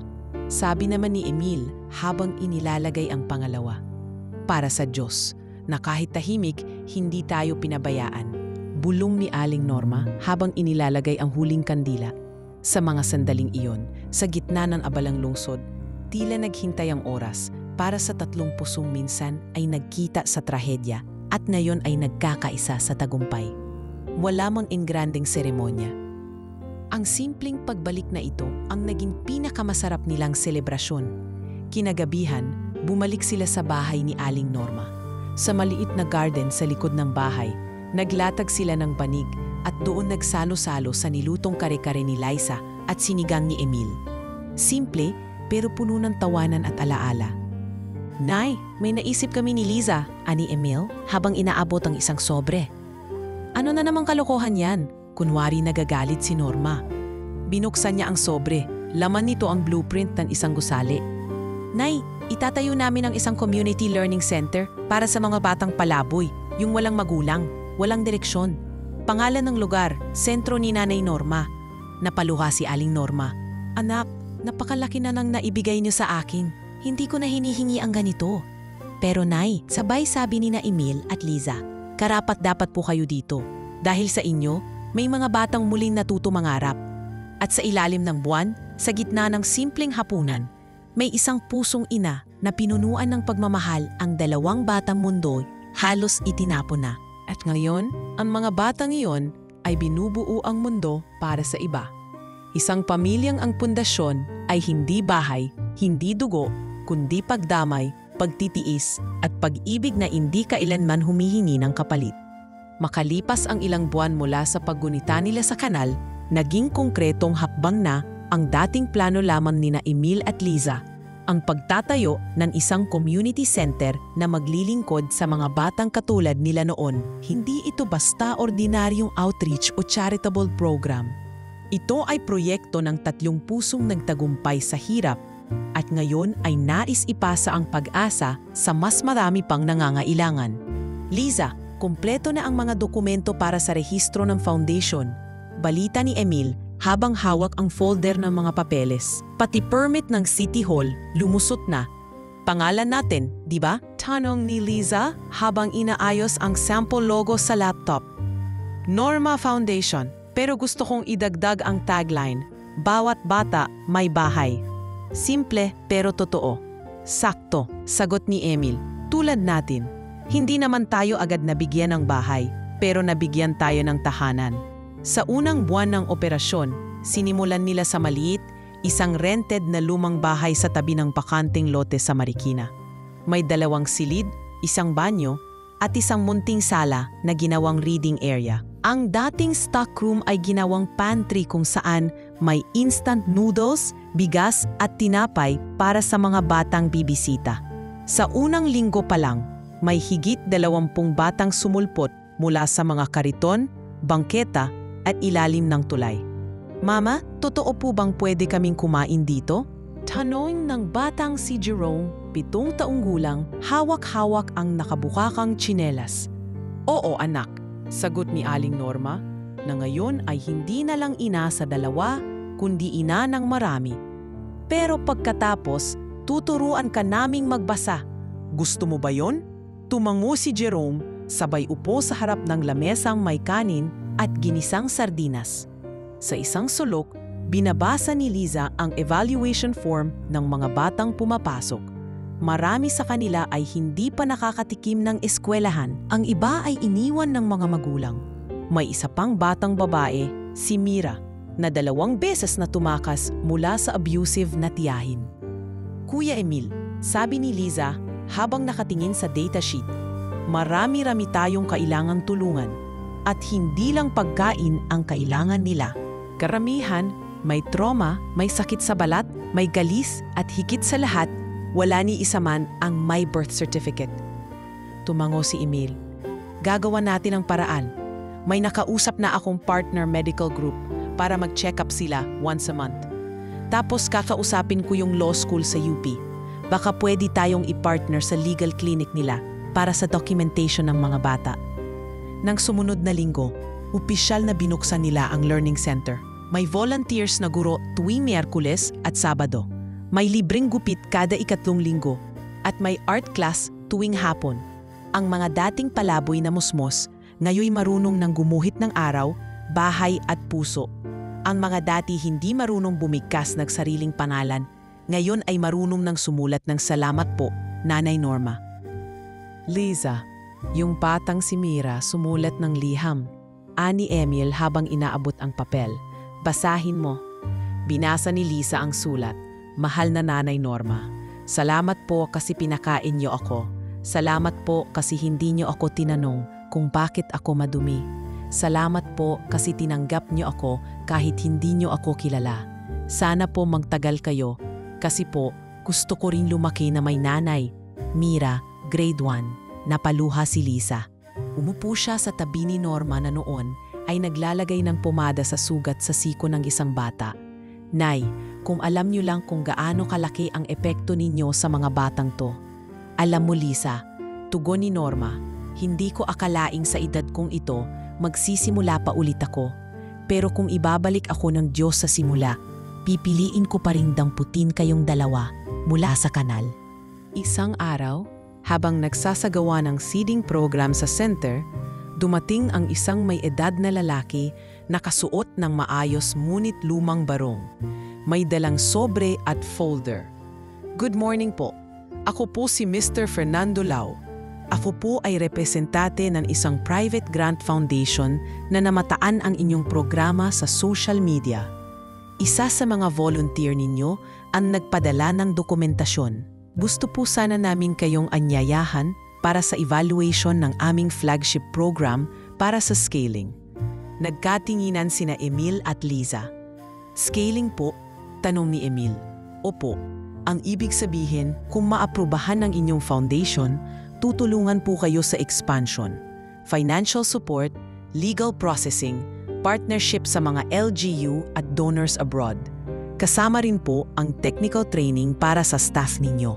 Hindi na napigilan ni Liza ang mapaluha. Sir, hindi po kami naghahangad ng malaki. Basta mapakain lang namin sila araw-araw at mabigyan ng dignidad, sapat na po. Pero bakit hindi niyo bigyan ng pagkakataon ang sarili ninyo mas marami pang matulungan? Sa sumunod na mga buwan, isinailalim ang Norma Foundation sa masusing screening. Kinunan sila ng documentary, sinuri ang mga libro, sinamahan ng mga evaluator sa community work, at sa gitna ng lahat ng iyon, sa bawat hakbang, kasama si Aling Norma, kahit mahina na, hindi pumapayag na wala sa mga aktibidad. Hindi pwedeng ako lang ang nakikita nila sa kwento. Hindi nila kilala ang tunay na dahilan kung bakit may foundation. Ani Emil sa isang panel interview. Hindi ako, hindi si Liza, si Nanay. Makalipas ang 6 na buwan, dumating ang opisyal na liham. Tinanggap ang Norma Foundation bilang isa sa 3 community projects na isa sa ilalim sa 5-year grant at expansion plan. Ang dating maliit na bahay ay pinalitan ng bagong gusali na may 3 palapag. May conference room, library, medical bay, at play area. Pinalawak ang saklaw ng operasyon mula Marikina patungong Pasig at Quezon City at sa bitna ng bagong opisina. May larawan sa lobby, isang matandang babaeng nakangiti, may karitong puno ng gulay sa likod at 2 batang nakayakap sa kanya. Babaeng dating halos walang pag-asa, ngayon ay ina ng daan-daang bata. At sa bawat bata na tinatanggap sa foundation, isang salita lang ang tanong, sino ang gusto mong tawagin na nanay mo? At madalas, iisang sagot, si Nanay Norma. Sa pagsikat ng pangalan ng Norma Foundation at ng matagumpay na Gulay ni Nanay online platform, sunod-sunod ang dumating na pagkilala at papuri. Na-feature sila sa mga pahayagan, documentary at maging sa isang segment sa telebisyon na nagpakita ng kwento ng 3 taong pinagbuklod ng kapalaran. Marami ang humanga, marami ang tumulong. Pero kasabay ng liwanag, hindi na iwasang dumating din ang mga aninong may dalang tukso. Mga tukso ng kayamanan, kapangyarihan at pagkakanya-kanya. Isang hapon, habang nasa opisina si Emil para ayusin ang bagong blueprint ng extension building ng foundation, may dumating na 3 lalaki na may dala-dalang makapal na proposal folder. Kilala nila si Emil sa mga artikulo at balita. Ang isa ay galing sa isang kilalang business conglomerate na may mga chain ng grocery stores. Engineer De La Peña, bungad ng isa habang inaabot ang kanyang calling card. Kami po ay kinatawan ng PhilStar Grow, isang kumpanya na nag-ooperate ng higit 120 grocery chains nationwide. Nais po sana naming makipag-partner sa inyong kumpanya. Bibilhin po namin ang rights ng gulay ni nanay, brand, platform, supply chain, lahat para ma-integrate sa aming consumer network. Siyempre, may kapalit po ito. Hindi agad nakasagot si Emil. Tumango siya bilang pagalang, saka tumingin sa proposal. Magkano po ba ang sinasabi ninyong kapalit? Tanong niya. Nasa 150 million pesos. Kasama na po ang exclusivity fee, mga retention packages para sa inyo at sa kapatid nyo, at lifetime health and life insurance ni Gunin Norma. Mabilis ang tibok ng dibdib ni Emil. Alam niyang malaking halaga iyon. Isang ganitong alok, para sa isang negosyong nagsimula lamang sa kariton, ay parang panaginip. Ngunit mabilis din niyang naalala ang mga eksenang nagsimula silang tatlo. Ang pagbebenta ng sitaw sa tabi ng eskinita, ang pagtulog sa iisang banig, ang sabaw na nilalagay sa plastik dahil walang thermos, at ang palad ni Nanay Norma na laging nagkukuskos ng balat ng kamote. Salamat po sa alok, pero kailangan ko pong kausapin si Liza. Tumango ang mga lalaki. Walang problema. Ibigyan po namin kayo ng 1 linggo para magdesisyon. Pag-uwi ni Emil sa bahay, nadatnan niya si Liza na abalang nag-aayos ng mga packaging sa isang sulok ng bodega. Liza, may gusto akong pag-usapan. Bakit parang may mabigat kang dalang balita?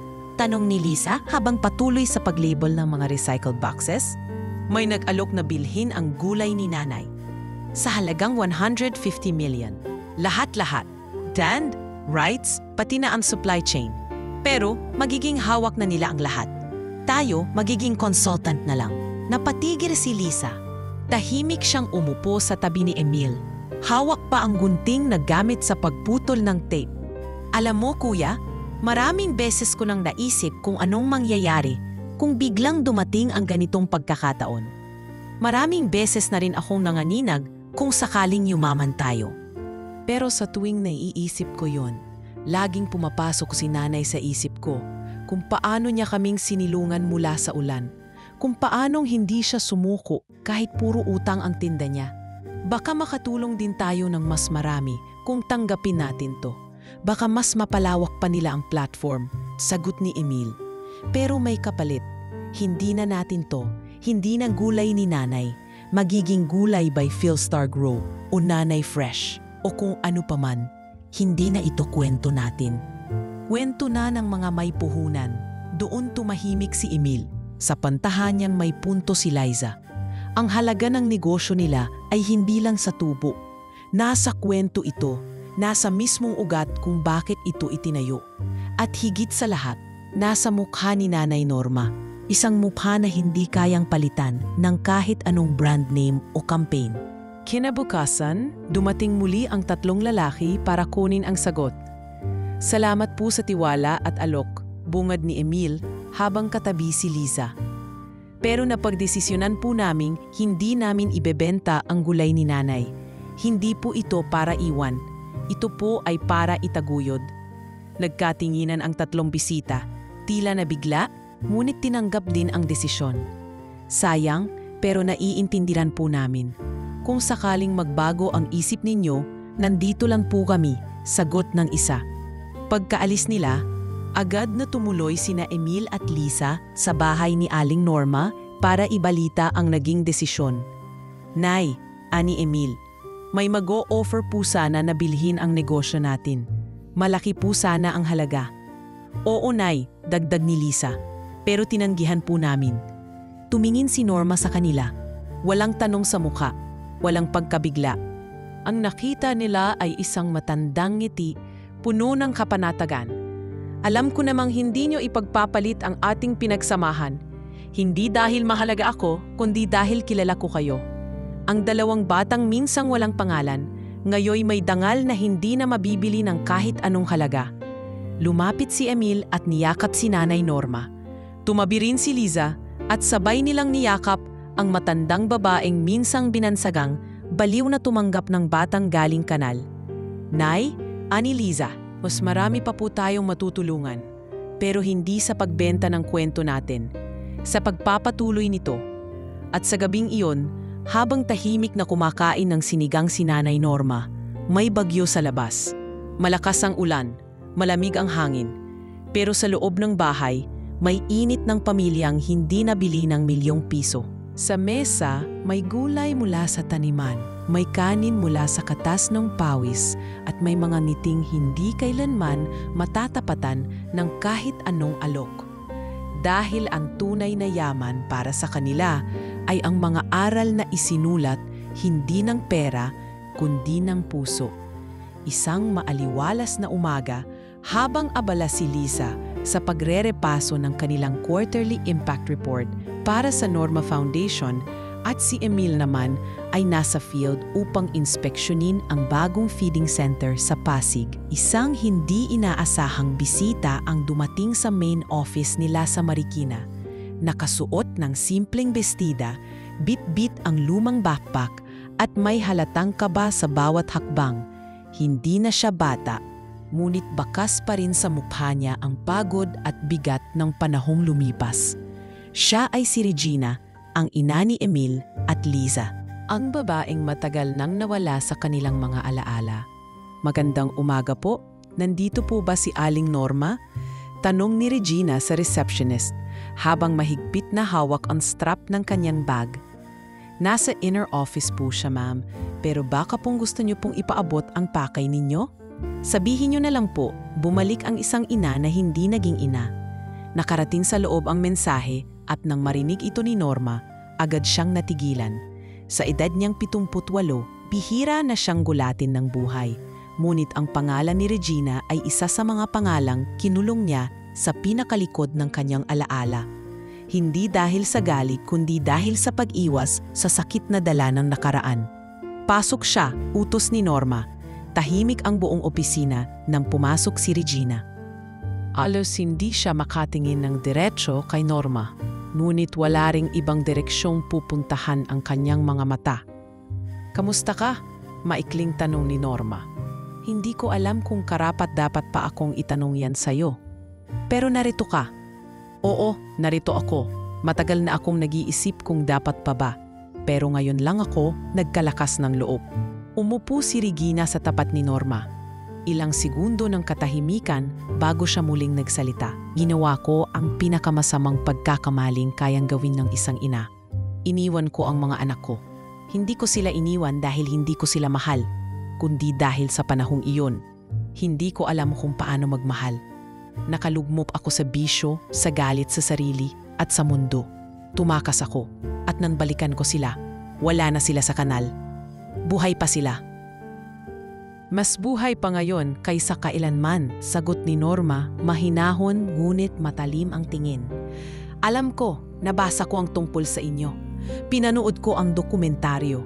Hindi ko kayang humarap noon. Dahil alam kong bawat kwento ng tagumpay nila ay isang paalala ng kadiguan ko. Bakit ka nandito ngayon?" Hindi agad nakasagot si Regina. Pinunasan niya ang luha sa pisngi, saka muling humarap kay Norma. "Hindi para kuhanin sila. Hindi para humingi ng parte sa kung anong meron sila ngayon. Nandito ako para humingi ng tawad. Kay Emil, kay Liza, at higit sa lahat sa'yo. Dahil sa dami ng mga taong pwedeng umalis sa kanilang buhay, ikaw ang pumili na manatili. Ikaw ang naging ina sa panahong wala ako." Pumasok si Liza sa opisina matapos tawadan ng staff. Huminto siya sa may pintuan nang makita ang babae sa harap ni nanay. Hindi niya agad nakilala. Ngunit nang bumaling ito at tumingin sa kanya, nagtagpo ang kanilang mga mata sa isang iglap na tila pinunit ang panahon. "Liza," mahina ngunit nanginginig na bulong ni Regina. Nanigas si Liza sa kinatatayuan. Hindi niya agad maipaliwanag ang nararamdaman. May galit, may pagtataka, may lingkot, pero higit sa lahat may tanong. "Bakit ngayon lang?" tanong niya, halos pabulong. "Dahil ngayon lang ako naging sapat na matatag para tanggapin ang lahat ng kasalanan ko." Lumapit si Norma kay Liza at hinawakan ang kamay nito. "Anak, minsan may mga sugat na hindi natin kayang gamutin. Pero kung bubuksan natin ng kaunti ang puso natin, baka kaya nating tanggapin na hindi lahat ng sugat ay kailangang magdugo habang buhay. Huminga ng malalim si Liza. Lumapit siya kay Regina, hindi upang yakapin, kundi upang tingnan ito sa mata. Hindi niya alam kung kailan niya mararamdamang buo ang pagpapatawad, pero ngayong araw na ito, sapat nang humakbang siya palapit. Hindi ko pa kayang patawarin ang lahat, pero salamat at hindi mo kami kinalimutan. Liza, napaiyak si Regina. Lumipas ang ilang linggo. Dahan-dahan ay sinimulang isama ni Liza si Regina sa ilang gawain ng foundation bilang volunteer.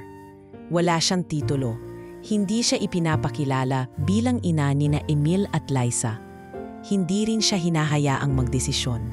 Sa bawat araw na lumilipas, sa bawat batang hinahatiran niya ng tsinelas, sa bawat damit na nilalabhan niya sa likod ng gusali, pinagbabayaran niya. Hindi sa galit, kundi sa kabutihang dapat sanay na ibigay niya noon pa. Minsan, sa gitna ng isang feeding program, lumapit sa kanya si Emil. Tahimik lang itong naupo sa kanyang tabi. Wala akong tanong, kasi alam kong wala ring sagot na makakabura sa lahat. Pero kung kaya mong piliing hindi na muling mawala, baka kaya rin kitang patawarin. Hindi ngayon, pero hindi ring hindi kailanman. Doon tuluyan bumuhos ang luha ni Regina. Salamat, hindi ko kayo hinihinging bumalik sa akin bilang ina. Pero sana, payagan niyong buuin ko ang sarili ko bilang isang taong may silbi sa buhay niyo. At sa gabing iyon, habang pinapanood ni Aling Norma ang 3 taong dati hindi magkakalala, pero ngayoy unti-unting pinagbubuklod ng kapatawaran, alam niyang natupad na ang isa sa pinakamatagal niyang dasal, ang mabuo ang mga pusong minsang winasak ng kapabayaan. Hindi man nila mabawi ang nakaraan, ngayon ay may pagkakataon silang lumikha ng panibagong kabanata.